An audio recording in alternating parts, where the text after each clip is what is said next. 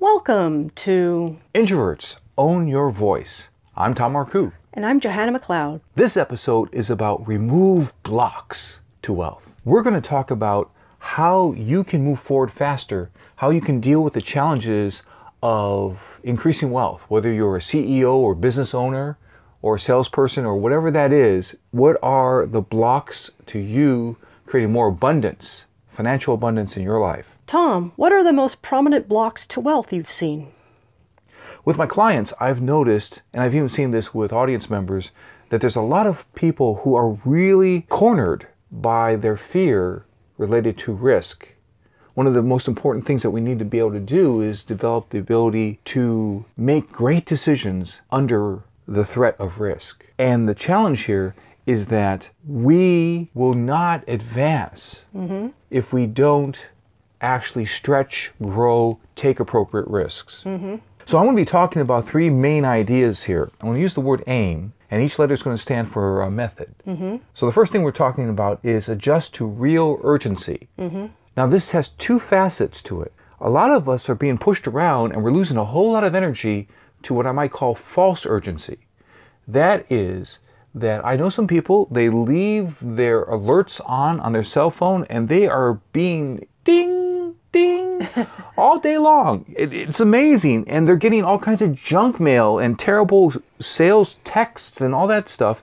And they're being interrupted. People actually have much more leverage when they are able to think things through. Now, my focus is to be of service to my clients. And so I even have what I call solo reflection times, where I'm working on their business while sometimes they're asleep, because I might be up earlier than they are, or I might be up later than they are. I will not let false urgency interrupt me. On the other hand, let's talk about real urgency. And this A of AIM is about adjust to real urgency. Real urgency is something that any entrepreneur, business owner, salesperson, someone who really wants to create more prosperity in their life, you have to have real urgency. That's inside you. We're going to get this done today. People around you say, oh man, let's just go check out that movie or whatever. And there are times where your real urgency tells you that, no, I got to make some calls. I've got to get back to these clients. I've got to develop some material, some new material. And here's the thing I also want to bring up about real urgency. The urgency is about you creating value, not just being focused on competition. In fact, there's an idea that I've written about: don't compete, create.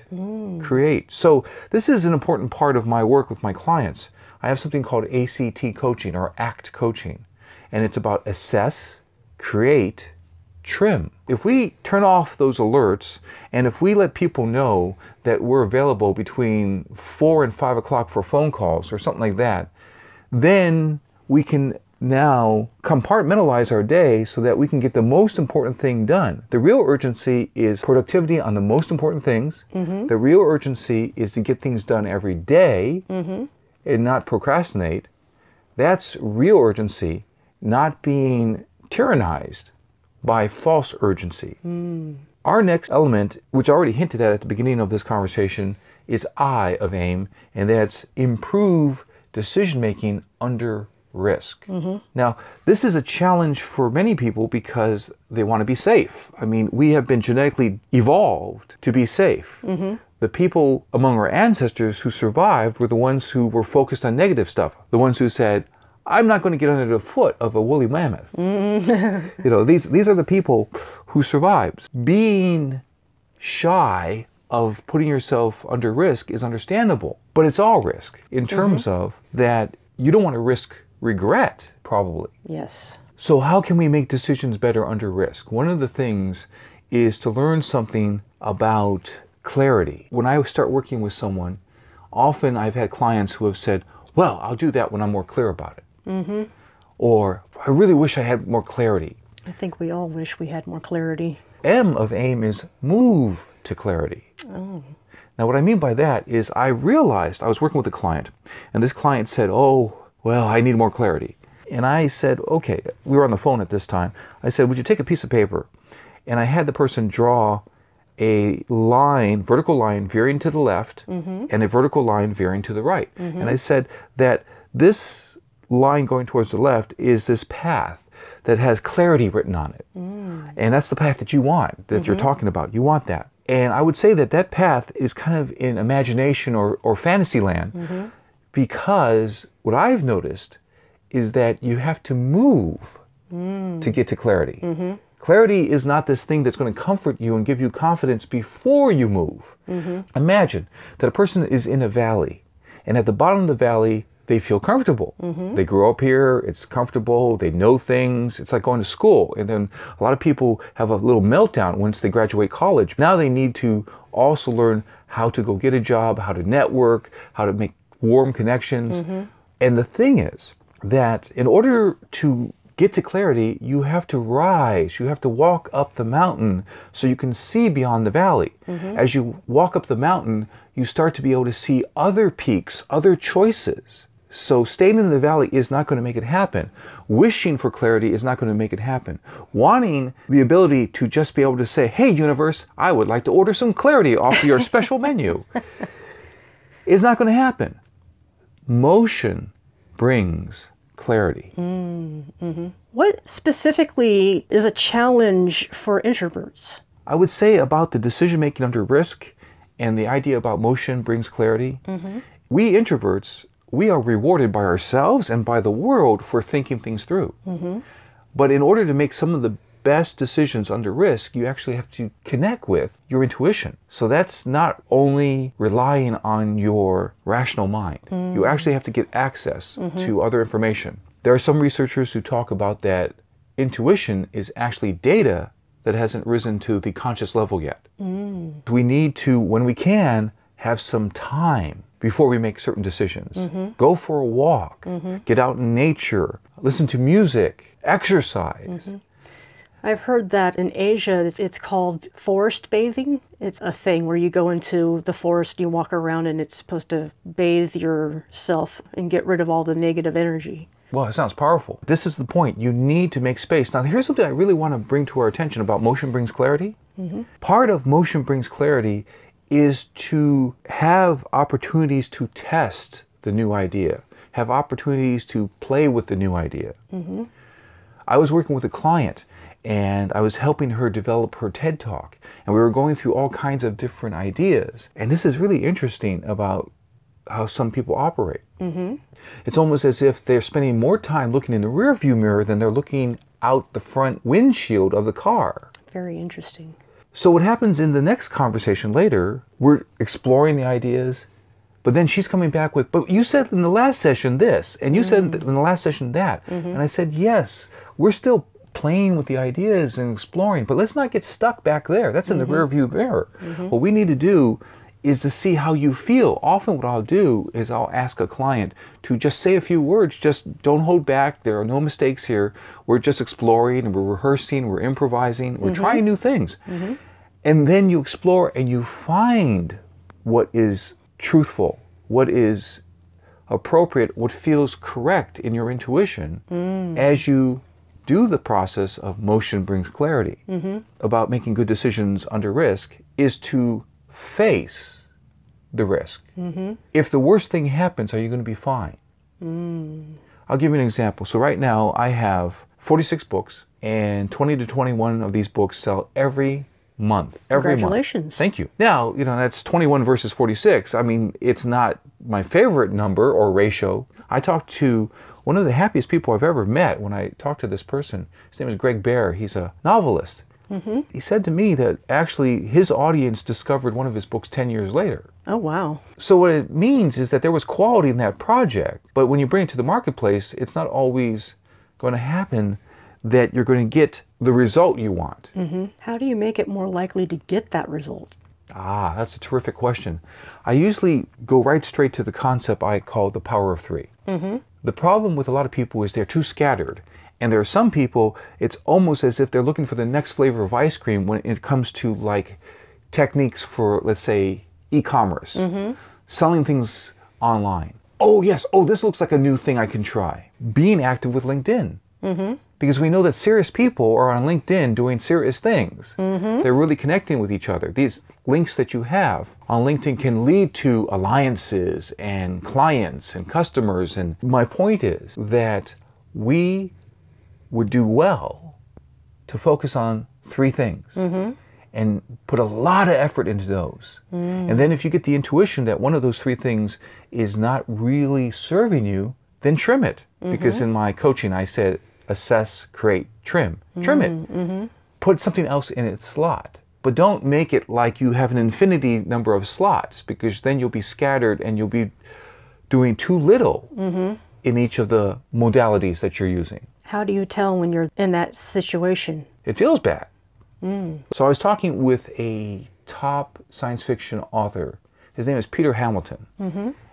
And I asked him, at the time I was also teaching science fiction and fantasy writing for graduate students. I asked him, how do you know when one of your books is done? He was in front of an audience, so he might have said this just to be amusing, but he says, how do you know when you need to piss?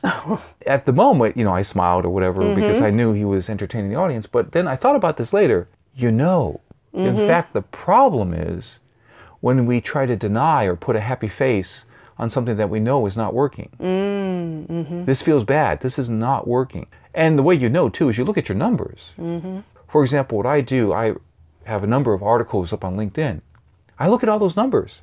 Which topics get more views? One of my popular topics is something that's related to, I write science fiction. So I was playing with an idea. And the idea was, are mirror neurons the only solution to artificial intelligence? Oh, I'd like to read that one. Well, thank you. But the thing is, I'm just putting the idea out there. I am not an artificial intelligence scientist, but I'm saying in the article, I'm just starting the conversation. I do have a degree in psychology, and I do study up to 82 books a year. Some of those books are in the field of psychology and research and things like that. That was a risk for me because I'm writing an article and I'm not a scientist in artificial intelligence. But I am very much an observer, and I am the author of 46 books. Well, that is published so far. I have like 4 other books on their way in a few months. Wow. But my point, though, is that I can engage in an intelligent conversation and I can take a risk, and then I can also connect with people that I might not have connected with before. The good decision is to go through the material with a couple people who I trust and then put it out into the world. So, Johanna, what will you keep from our conversation? Oh, I think the thing that really fascinated me the most was about intuition, and it was information that hadn't risen to the conscious level yet. Excellent.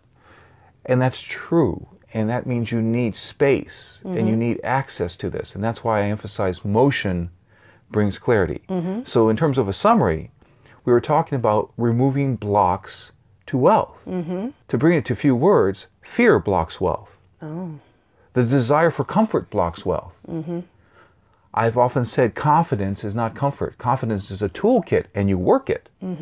So the idea with AIM first is adjust to real urgency. Definitely develop the urgency to get the most important things done.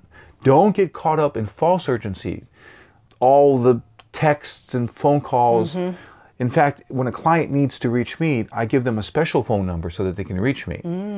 So that I don't get distracted, because I should either be writing, or I should be doing a solo reflection time for a client, or I should be talking with a client, or on stage speaking or something like that. I need to be doing the most important things. So don't get caught up in false urgency. Focus, adjust to real urgency. The second one is improve decision-making under risk. And finally, M is move to clarity. So this all boils down to, don't let fear stop you. Make space for your intuition. And then also remember to be in motion, because that's where you will actually find your answers. And one last thing I'll share is that when you're testing ideas, because we don't know what's going to happen until we get something into the marketplace. But even when you're testing ideas before you launch, you have to get to the place where you can honor your own intuition. The classic example is that everybody was against Disneyland. Walt Disney's wife was against it. His brother, who was his business partner, Royal Disney, was against it. The board of directors were against it. And it kind of reminds me of an old Star Trek film where, what is the word, Captain Kirk? The word is no. I am therefore going anyway. Which is what Walt Disney did. And it's also what I've done too. I have a book called Darkest Secrets of Persuasion and Seduction Masters. Some people around me said, oh no, don't do that. but I honored my intuition, and for years it sells every month. My favorite part of Darkest Secrets of Persuasion and Seduction Masters is the subtitle, How to Protect Yourself and Turn the Power to Good. So that's what I wanted to do. I went with my intuition on it. When you talk with people, it's not just about what they say, it's about what you feel as you talk about it. That's how we get access to our intuition. That's how we get access to knowing our true clarity from our true self. And that's where in motion, and motion brings clarity. Well, thank you, Tom, for all this great information. Thank you, Johanna. We'd like to share that we have an online class called the Introverts Formula to Get Clients. The next class, with some space still available, is in January 2019. So if you want to pre-enroll, you can go to getthebigyes.com and click on the contact and send us a message. Once again, that's getthebigyes.com. We're glad that you heard this broadcast, and we invite you to click to subscribe. And then you'll be supporting me and Johanna and our message. And so now remember, introverts can show their best self with strategy. I'm Johanna McLeod. I'm Tom Marcoux. Thank you. Be well. Bye.